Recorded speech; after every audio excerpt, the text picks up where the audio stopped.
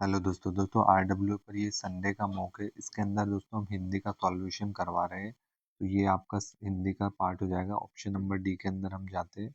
Part D में पहला question है, मैंने श्री रामलाल जी के सहयोग के लिए उनका अत्यंत आभारी हूँ। तो मैंने नहीं, मैंने श्री रामलाल नहीं, ये आपका मैंने गलत हो जाएगा।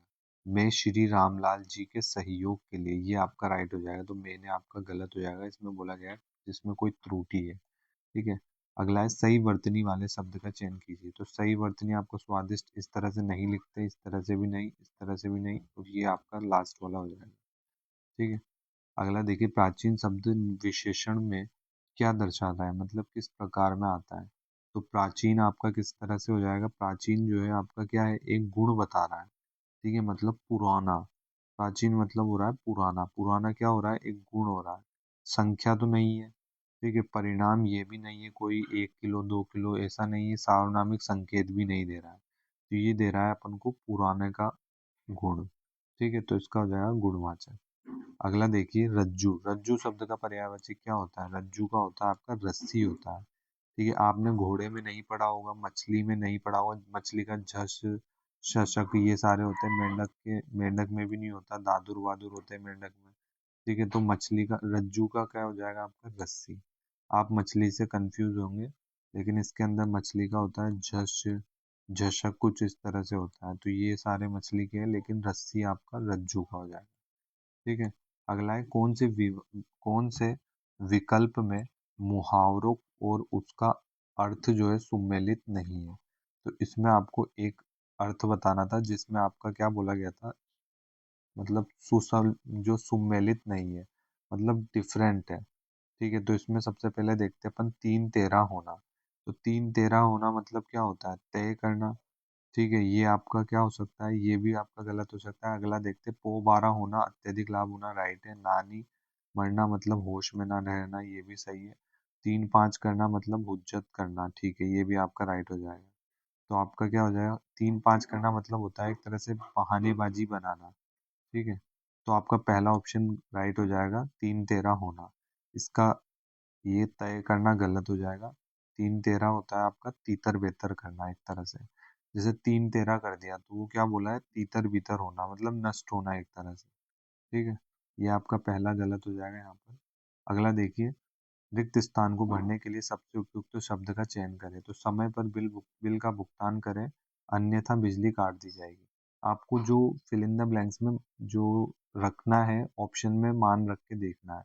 अगर सेटिस्फाई हो जाएगा आपके नज़र में तो आपका राइट हो जाएगा। ठीक है। अब जैसे इसमें बोला है, अन्यथा बिजली काट दिया, परंतु बिजली काट दी जाएगी नहीं, लेकिन बिजली काट दी जाएगी नहीं, ये भी नहीं होगा, पहला ऑप्शन ही राइट हो जाएगा। अगला है, उपस्थित व्यक्तियों में जो उपस्थित व्यक्तियों में सबने उसकी क्या करेंगे, उपस्थित वहां पे जो सारे लोग खड़े हैं, तो वो लोग क्या कर रहे हैं, उसकी प्रशंसा कर रहे हैं। ठीक है, क्या कर रहे हैं, उसकी प्रशंसा कर रहे हैं। ठीक है, ना कि कामना। तो इच्छा कोई अलग ही चीज होती है, कामना।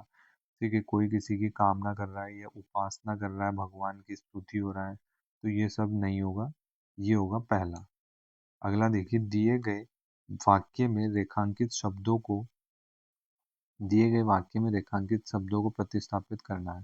तो इसके अंदर अपन को बताना है इसकी जगह क्या आ सकता है।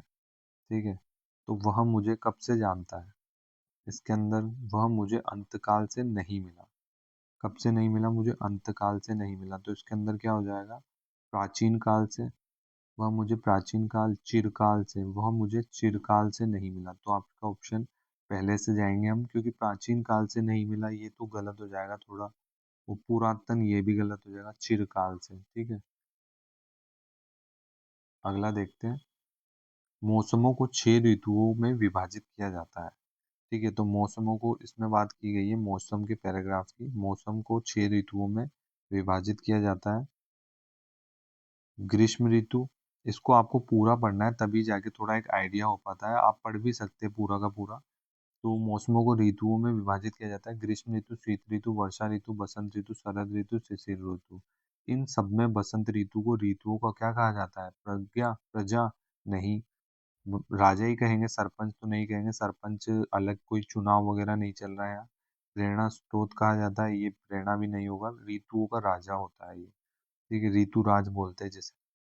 ठीक है, तो यहाँ होगा ऋतुओं का राजा कहा जाता है, सभी ऋतुओं में ये सबसे महत्वपूर्ण मानी जाती है। अगला देखते हैं, इस ऋतु के आते ही धरती अपना श्रृंगार करती है। अल्पाहार नहीं होगा, आगमन नहीं होगा, बदलाव नहीं होगा, यहाँ पे क्या होगा, धरती अपना श्रृंगार करेगी। ठीक है, और हरियाली की चादर ओढ़ लेती है। देख लीजिए यहाँ पे आ गया, चादर ओढ़ रहा है, एक तरह से श्रृंगार हो रहा है। पूरी धरती हरी भरी हो जाती है। इस मौसम में हवा में एक अलग ही क्या होगी, ताजगी होगी, खुशी नहीं, यहाँ पे पहचान भी नहीं, ताजगी होगी। जब हरी भरी होगी तो एकदम फ्रेशनेस से आ रहा है, ताजगी से फील आ रहा है। ठीक है, खेतों में लहलहाती फसल और बगीचों में फूलों की सुगंध वातावरण को खुशनुमा बना देती है। इस ऋतु के आगमन के साथ ही प्रकृति में कई बदलाव आते हैं। ये कई बदलाव होते हैं। ठीक है, आप खुद एक बार एक जब पैसेज को पढ़ेंगे तो खुद के मुंह से आपसे जो वर्ड सटीक आएगा वहाँ पे, तो वो ऑटोमेटिक आने लग जाएगा। ठीक है, जितना आप इसकी प्रैक्टिस करेंगे। ठीक है, अगला है, पतझड़ के कारण झड़ चुके पेड़ों में नई कोपलें आ जाती है और फूल आने लगते हैं।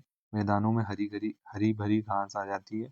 वृक्षों पर पक्षी घोंसला बनाते हैं और सुबह सवेरे उनकी चहचहाहट पूरे वातावरण में गुंजायमान रहती है। पूरी धरती दुल्हन की तरह श्रृंगार कर लेती है। देखिए, श्रृंगार तो यहीं आ गया वापस।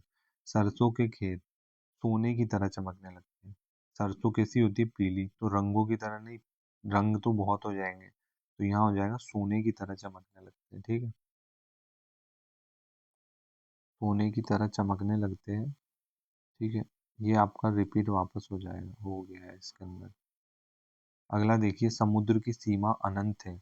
अनंत का विलोम, अनंत मतलब होता है इनफाइनाइट, इनफाइनाइट, और अंत मतलब होता है एक सीमित अंत। तो पहला हो जाएगा। अगला है तिराहा। तिराहा में क्या होता है, तिराहा की विशेषता है तीन आ रहा है। तीन किस में आ रहा है, दिंगू में आ रहा है। जो दिग्गु समास होता है वो क्या होता है, संख्यावाची होता है। दूध में कुछ पड़ गया है, तो दूध में कुछ पड़ गया है हमें नहीं पता है, तो अनिश्चयवाचक है, कुछ मतलब होता है। ठीक है, अनिश्चयवाचक। मोहन पिताजी को पत्र लिख रहा है। मोहन क्या कर रहा है, पिता को पत्र लिख रहा है। तो लिख रहा है, ठीक है, तो क्या लिख रहा है, पत्र लिख रहा है। ठीक है, मोहन पिताजी को क्या लिख रहा है, पत्र लिख रहा है। तो यहाँ पे अपन ने क्या से क्वेश्चन किया, तो यहाँ पे सकर्मक क्रिया का बोध हो गया। प्रेरणा तो नहीं होता है, प्रेरणा मतलब होता है किसी को प्रेरणा देके काम करा है। जैसे मोहन पिताजी से पत्र लिखवा रहा है, तो ये प्रेरणा हो गया। नाम धातु में नहीं होगा यहाँ पे, और अकर्मक नहीं होगा, क्योंकि यहाँ जवाब मिल गया है क्या और किसको का।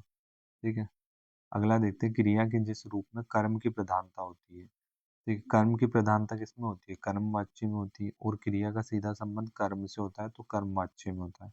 कृतवाच्य में तो कृतवाच्य के से होता है सीधा संबंध। अगला है, स्वर संधि में किसका मेल होता है, स्वर संधि किससे बनी होती है। तो स्वर संधि देखिए मैं बताऊं आपको, इसके अंदर जैसे स्वर संधि की बात करें तो स्वर संधि में अ आ प्लस आ बर के मिलकर क्या बनता है, बड़ा आ बन जाता है। तो ये क्या चीज है, ये स्वर ही तो है ये। तो ये क्या हो गया, स्वरों का मेल, तो स्वरों का राइट हो जाएगा। अगला देखिए, हथियार में कौन सी संख्या है। अब यहाँ हथियार बोला है, हथियार के बारे में जिक्र नहीं किया कि बंदूक की बोली है, तोप की बोली है, क्या बोली है। तो हथियार क्या होगी, एक जाति हो गई। ठीक है, अब जाति, इस जाति के अंदर बहुत आ गए हथियार। AK-47 आ गए, आपके M416 आ गए, ये सारे के सारे। तो ये राइट हो जाएगा।